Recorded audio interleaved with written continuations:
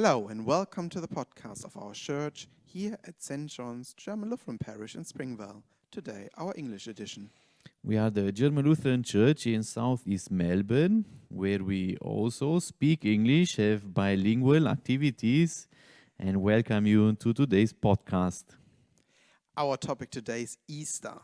We are looking forward to talk about Easter celebrations. And can you tell us what happened on Easter and why we're celebrating Easter?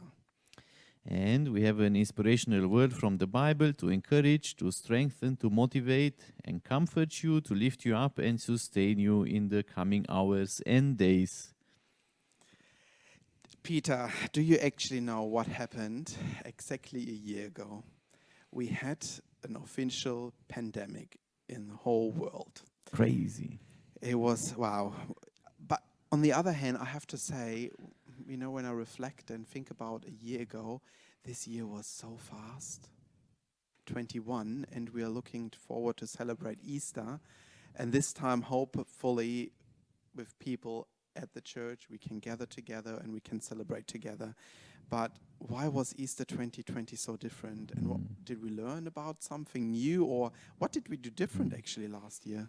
That's right, Tim. We are not the same people we were a year ago. Although we might have the feeling that nothing happened or not much happened, but I'm sure we changed in many different ways. For us, we might be blessed and we might say we just had a boring year, a year where we couldn't travel or we couldn't see family members, but for many people, it might be actually a year after something really challenging happened. Many lost family members, maybe lost friends, maybe lost a job, and a very difficult and uncertain time lies behind us. So, yeah, we look back on a year of pandemic. Who thought that? Who believed that at the beginning of March last year? And I think that was one interesting period, a period where a lot of changes happened, isn't it? Absolutely. Flights were cancelled. We didn't know what was going to happen.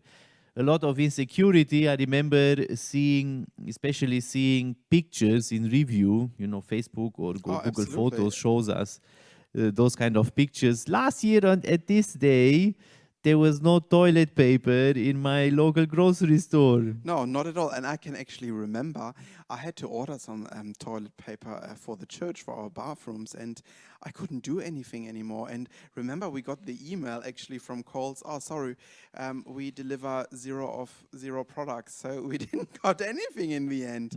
I believe, you know, toilet paper was more worth than a piece of gold. It was just a surface. But we were worried. I think that was the symptom of something deeper. The worry, we didn't know what will happen. Will we have enough food? Will we have enough? Will we have everything we need to go through that period of time? Indeed. And how long will that time and period be? I remember it was the first lockdown we had. I can't remember what the restrictions were, isn't it? I think everybody was thinking, oh, pandemic, okay. Everybody went to the grocery stores and bought whatever. Did I ever eat that before? I don't care. You know, I put in my basket to buy something. It was absolutely crazy. And you know, I live close by to a grocery shop, and people were waiting to get actually into the car park. I never saw that before. And I think it was such a big uncertainty, and no one knows what do we have to do in a pandemic. When you think about now how we are handling it now, it is so different as when it was exactly a year ago. Yeah. A time of coming together in the end, isn't it? We might have felt that we don't know what's going on, but we came together as a community in different ways. We were seeking advice, we were having a lot of discussions together. We were looking together for the best solution and how to get on top of that disease, of the changed routine. Planning Easter was such a time where we Absolutely. asked, well, what's the right thing to do? And we might have had in some way this strange feeling we can't gather. Is Easter a celebration where we can't come together, or should we? It was out of question because restrictions didn't allow it, but we still had this internal question. And in the end, I think we all experienced Easter simply in a different way. We didn't cancel it, we just did celebrate it in a different way. Absolutely. Perhaps that's a experience the way how we get to know the Easter story, the Easter message in a different circumstance. It speaks to us from a different way.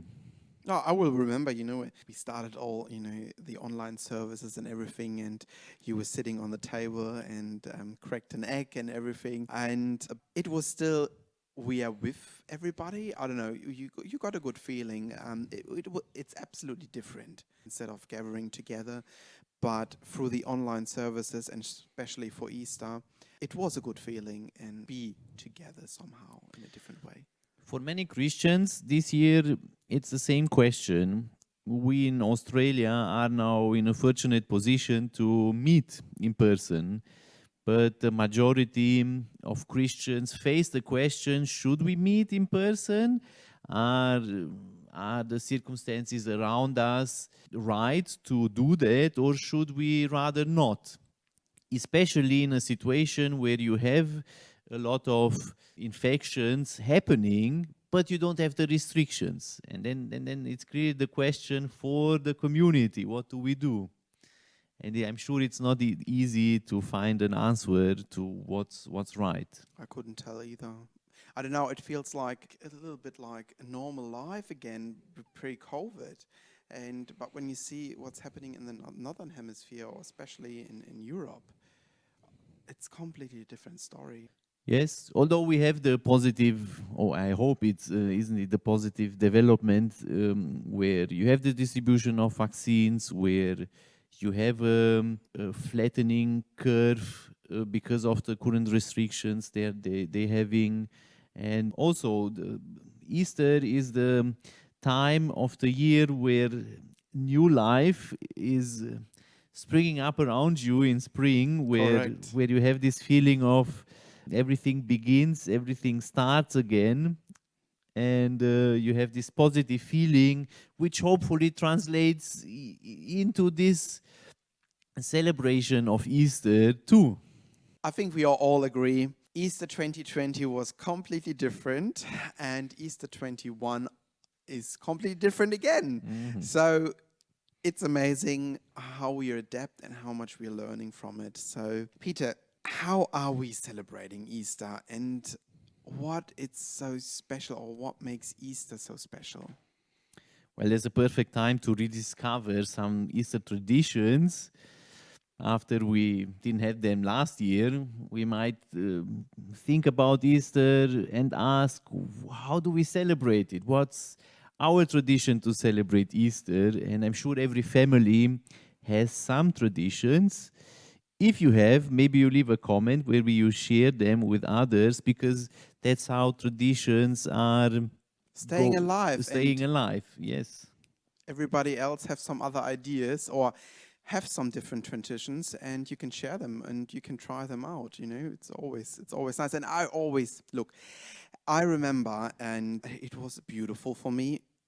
Always on Easter Sundays, my granddad went at 6 a.m. to the church and came home with a nice basket of butter, bacon, and everything, like food. And we all sit together on breakfast and had breakfast together. And it was so relaxed and such a nice time. It was all about food, of course, Easter Sunday, but it was so relaxing to spend time together. And it is a different feeling instead of you meet, I don't know, every Saturday, but Easter Sunday breakfast was, I don't know, a completely different feeling, and it's beautiful to be together and celebrate.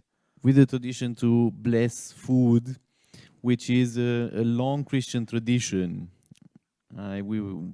We were thinking about what stands behind, and is the German Lutheran Church doing that? Is this tradition in our congregations? And it's definitely is in some parts.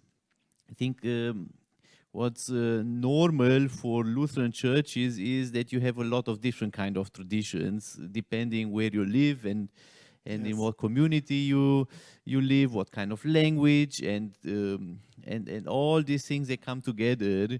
Theologically, blessing things, even food, is something that the Lutheran Church distanced itself early on after the Reformation time. But again, in the Catholic tradition and also the Orthodox tradition, in which both of them have this long tradition of blessing food, it's not just about the things. It's always about what they do to us as people, how we experience the gifts we receive from God, and do we perceive them as a blessing or not? And blessing food or blessing receiving the blessing on a special day, it reminds you of this gift you receive. And doing that on Easter, I remember in my first parish where I worked as a vicar, we had this tradition which was introduced not many years ago, to have at 6 o'clock in the morning a church service at the cemetery, to which everyone was invited to bring all the gifts and food and whatever you would have a tradition for Easter, so that we spoke a prayer and received a blessing for those. And then we took them with us into our homes and shared them with our family members. I think that's a great tradition. It makes Easter morning special. Maybe also remembering that many Christians fast during the weeks before Easter. Correct, yes. And perhaps an encouragement to do that, especially in the last week for Easter, in the Holy Week. Fasting is a way of to preparing yourself for a special celebration. And then the food on Easter Sunday is especially delicious, and it has a special meaning after you refused or you haven't had it for a while. Such a long time. And your taste buds are completely different. True. Peter, what are the different, with Easter eggs and everything? Yes. Can you tell me a little bit about Yes. that? So we have Easter eggs that an Easter bunny brings. By the way, the Easter bunny is not laying usually eggs, just on Easter morning. And those traditions are all stories that mix in some way, sometime in history, connected to perhaps a story of a saint, a story coming from a specific region, and then developing into a global tradition. Like many traditions, you then ask where does it come from? And there are a couple of different explanations. For example, for the egg, why egg? Many say, for example, it stands as a symbol for new life, just like the resurrection is a way from death to new life. So is the egg something that doesn't look alive, but bears life in it. It's like the tomb that's opened when you open the Easter egg. Or the color of the eggs, which traditionally Easter eggs are red. They remind us of Jesus' death on the cross and the blood he shed for our sins. But of course, today we have eggs in many different colors. Oh yes, absolutely. I can tell you actually, as I always love decoration, and I always said, I don't get any white eggs. I can't find white eggs. And I spoke to a member of the church, Erika, and she said, "Oh yeah, I can get you some white eggs." And I said, "Oh yes, please." And then I got it, and I blew these eggs out, which was, I think, 2 of them exploded. So it was really interesting. And then I colored them in green, yellow, and red. Yes. And it is so nice. I don't know. It's a nice, lovely tradition, and I'm happy. And I still have them, so I put them nicely back to use them again this year. Yes, yes. If you have small children, eggs and the Easter Bunny may play a different role than not having small children. But I think that's a tradition, we have because kids enjoy so much these stories where they know it's a tradition, they know it's not really true, but it's still fun. At least that's the case in our family. Sometimes there is a little bit of insecurity. Is the bunny really laying eggs? But we clarify that, and then we can enjoy the Easter hunt. But Easter, I think, especially in the northern hemisphere, it's really like the start of something new. The spring, the flowers, colors coming up. You get really the sun. You get vitamin D, and it's I think also a big part of Easter, especially in the northern hemisphere. For me, another important tradition I discovered since I live in Australia is having hot cross buns on Easter morning. I never had hot cross buns before I came to Australia. And they I have now their firm place in our Easter morning That's tradition. good. What's your favorite? I The like the ones with traditional ones? apple. With apple With and apple. cinnamon, isn't it? Apple and cinnamon, Yeah, yes. they're really good. Yeah, they're really good. I agree. Or the original, but there are so many different ones out now. It's Yes. with hazelnut flavor and with mocha flavor. But I like the traditional ones and the apple cinnamon ones. They're really nice. And again, resisting the temptation to buy your first hot cross bun right after Christmas and waiting eagerly until Easter comes is a way to prepare for Easter morning. When you have, you saw them for a couple of months on the shelves Oh there. yes, oh yes. It's very hard. Do I buy them now? Or no, now it's too early. No. So it's very hard, isn't it? Are you eating them straight away, or are you putting them in the oven, or are you putting butter on it? How do you eat them actually? Yeah, they should be hot, yes. Yes. Yeah, we to warm them up and then having them on the breakfast table. I love the symbol of it also, as they have the of it. cross on them. They have their place for Easter celebration. That's good. That's good. Oh, now I'm hungry. Yes. There are many other traditions in regards to food. I'm sure they're always connected to the local tradition. One tradition that is not connected to something that's local is the symbol of the lamb, which has its tradition in the Jewish Passover celebration, and then also in the first Christians congregations, which identify the suffering and sacrifice of Jesus as lamb, as an innocent being sacrificed.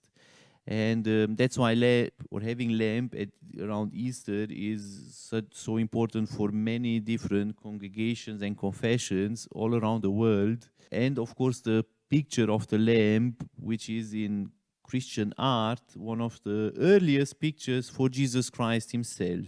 See the lamb, for example, at the cross or bearing a cross, symbolizing the sacrifice Jesus brings. That's why an Easter lamb might be also a tradition some of us might consider. But now you say Easter lamb. You know what I remember? There was a baking form. Yes. In Easter in a lamb, and I think it's like a normal Gugelhupf type of cake or yeah. But yeah, I remember that too. That was also in Germany a very big thing. Yes. Another tradition, Tim. Do you think about something else? Whew, another tradition. I remember one watching something, but that's the tradition from your yes. region. I think it's always on Easter you can watch Sissy. Yes. Yeah, a lot of people did that. And I remember always on Easter, Sissy is on TV, and you can even watch it in Australia on SBS. Okay. in German with English subtitles. So yeah, Sissy was always on Easter. Yep, I remember it started on I think on Thursday and went over the whole weekend. Yes, as you know, which is funny. You have the Gründonnerstag, Yeah. Karfreitag, Yeah. which is in Austria not a big day to celebrate, Okay. and then Easter Saturday and Easter Sunday and Easter Monday. So the whole weekend is really, Yeah. it starts on Thursday On Thursday, actually. yes. And I think even in Germany there are some who are closed on the day. It's a public holiday, Gründonnerstag. Many congregations have on that Thursday an evening service with Holy Communion, Yes. or a symbolized tradition of washing feet. That's especially in the Catholic Church a tradition. The Pope will do that, remembering that evening. And then on Friday also is in many countries a day of, a public holiday, and then through to Easter Monday. Yeah, we have even, I think Tasmania is celebrating the Easter Tuesday, Yes. but I have I no see. idea why. Yeah. Yeah. That's maybe for next time discussion. We need to Maybe. find out why we're celebrating Easter Tuesday. At St. John's, we have also a special schedule. On Good Friday, we invite at 9 o'clock to a bilingual service with Holy Communion. On Easter Sunday, we invite at 6 o'clock to an English service, usually with a special topic. And I love that Sunday morning service when it's still dark coming to church and experiencing this change from darkness to light is always encouraging. And a magical moment. Yes, yes. And afterwards, we invite to an Easter breakfast in the church hall. And then afterwards, at 10 o'clock, there is the bilingual church service with Easter hunt. So for all families who would like to join Easter morning and can't be here at 6 o'clock, 10 o'clock is another option. Great. Hopefully you have time and you will join us either way on 6 a.m. or on 10 a.m. on Easter Sunday or on 9 a.m. on Good Friday. Looking forward to celebrating with you, and we can't wait to see you again. Peter, which devotion do you have for us today? I would like to read a passage from the Gospel. Tells us the story of the resurrection. There are two ways to tell the story of Easter morning. One is through the stories we have from that morning in Jerusalem, which tell us the story of Easter morning in a very visual way. And there is the early Christian tradition of a small confession. Usually you have a verse or two that express, what's the belief of Easter. That Jesus Christ died on the cross, that he was buried, and that he was resurrected on the third day. So like a confession to express that faith. But the Easter story, I will read it after Luke in chapter 24. Very early on Sunday morning, the woman went to the tomb carrying the spices they had prepared. They found the stone rolled away from the entrance to the tomb, so they went in. But they did not find the body of the Lord Jesus. They stood there puzzled about this when suddenly two men in bright shining cloth stood by them. Full of fear, the woman bowed down onto the ground as the men said to them, "Why are you looking among the dead for one who is alive? He is not here, he has been raised. Remember what he said to you while he was in Galilee. The Son of Man must be bent over the sinful man, be crucified, and 3 days later rise to life." Then the woman remembered his words, returned from the tomb, and told all these things to the 11 disciples and all the rest. The women were Mary Magdalene, Joanna, and Mary, the mother of James. They And the other woman with them told these things to the apostles. But the apostles thought that what the woman said was nonsense, and they did not believe them. But Peter got up and ran to the tomb. He bent down and saw the linen wrappings, but nothing else. Then he went back home amazed at what had happened. Thank you, Peter. As always, thank you for listening and sharing. Have a wonderful week with your family, friends, and loved ones. And we look forward to welcoming you again next time in German. Before we go, do you have a topic or you want to join us? Please get in contact with us. We are looking forward to getting your help and input. Have a lovely Easter celebration. Bye bye.